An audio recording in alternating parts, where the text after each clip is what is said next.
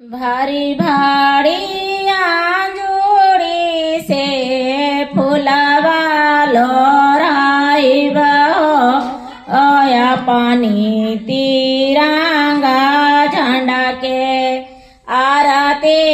उतारब अया पानी तिरंगा झंडा के आरती उतार में हो भारी भाड़िया